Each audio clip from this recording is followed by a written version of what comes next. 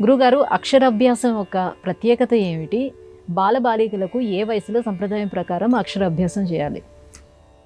శాస్త్రం ప్రకారం అక్షరాభ్యాసం సంప్రదాయంలో లేదు.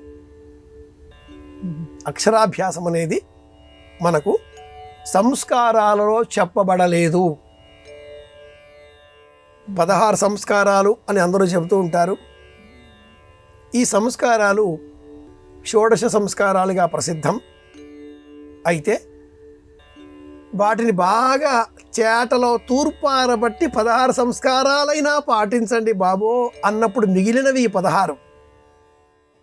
నిజానికి సంస్కారాలు 48 అష్టచత్వారిశ సంస్కారాలు అని మనకు అగ్నిపురాణం వివరిస్తుంది. అందులో కూడాను మళ్ళీ 40 సంస్కారాలు 8 ఆత్మగుణాలు, గుణాలు కలిగి ఉండాలి. సాత్వికంగా మాట్లాడాలి, పరస్త్రీలను ఆశించరాదు, పరద్రవ్యాన్ని అపహరించరాదు, నియమితంగా ప్రవర్తించాలి, నిరాహారంగా ఉండాలి. ఇలాంటి గుణగణాలని 8 అయితే ప్రాథమికంగా ఉన్న ఆ 40 సంస్కారాలలో అక్షరాభ్యాసం సంస్కారం కాదు, ఒక ఆచారంగా పాటిస్తున్నాం. అది కూడా ఎప్పుడు? తృతీయే వత్సరే చౌలం, ఆపస్తమ సూత్రం. ఆపస్తమ సూత్రాన్ని అనుసరించే వారికి ఈ సూత్రం పనికిస్తుంది. ఇలాంటి సూత్రకారులు మహర్షులు కూడా 18 మంది, ఆపస్తముడు, ఆశ్వలాయనుడు, గోభిలుడు, సత్యాషాఢి, ఇంకా చాలామంది ఇలాంటి హిరణ్యకేశి చాలామందే ఉన్నారు. ఇందులో ఈనాటి కాలంలో హిరణ్యకేశి, అలాగే ఆపస్తముడు, హరితసుడు, గౌతముడు, ఈ కొంతమంది సూత్రాలు మాత్రం పాటిస్తున్నారు. అలాంటి వారిని నేను కనిపిస్తున్నారు మనకు. బోధాయనుడు కూడా ఆ ప్రకారంగా మనం ఉదయశాంతి చేస్తూ ఉంటాం. బోధాయన గృహ్య సూత్రం. ఇవి 4 మళ్ళీ గృహ్య సూత్రాలు, శుల్భ, శౌల, చాలా ప్రపంచం ఇది. ఇందులో అక్షరాభ్యాసం 3వ సంవత్సరం 2 ఏళ్ళు నిండిన తర్వాత చెయ్యాలి. అది కూడా మన దేశంలో జైన మతం బాగా వ్యాపించిన తర్వాత ఈ అక్షరాభ్యాసం ఒక సంస్కారంగా మారిపోయింది. జైన మతం ప్రభావంతో మాత్రమే అక్షరాభ్యాసం.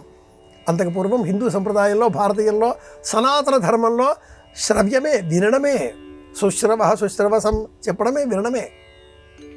అక్షరాలు దిద్దడం, ఆ మొదటి మాట ఏం చెప్పేవారు, ఏం చెబుతున్నారు, పలక మీద మొదటిసారిగా రాసేది మళ్ళీ రాస్తాడో లేదో. ఇప్పుడంతా ఎలక్ట్రానిక్ ప్రపంచం కదా, ఒక్కరోజే ఆ రోజున పలక బలపం, తెల్లారి పుస్తకాలు, ఎలక్ట్రానిక్స్, కంప్యూటర్లు. ఆ ఒక్కరోజు కూడా శాస్త్రంగా ఫోటోల కోసం తీసి ఆ సంప్రదాయంలో కూడా ఒక మాట చెబుతున్నారు.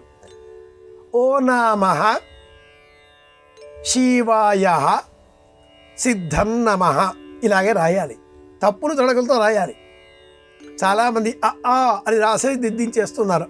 ఆలు కాదు, శ్రీకారం కాదు, శ్రీహి అని కూడా రాస్తుంటారు. తప్పు, రాయకూడదు. ఓ నమః తప్పే రాయాలి. ఓ నమః శివాయ అలాగే రాయాలి. సిద్ధన్నమః. ఈ సిద్ధ అన్న పదం మన దేశంలో జైన మతం ప్రచారంలోకి వచ్చిన తర్వాత వ్యాపకంలోకి వచ్చింది. వీరంతా సిద్ధులు, ఈ కారణంగా వచ్చింది. ఇది ఇలాగే చెయ్యాలి. అక్షరాభ్యాసం లేకపోయినా కూడా మనం చేస్తున్నాం కాబట్టి పిల్లవాడి చేతికి పలక బలం ఇవ్వగానే ఇదే చెప్పాలి. ఇది విషయం.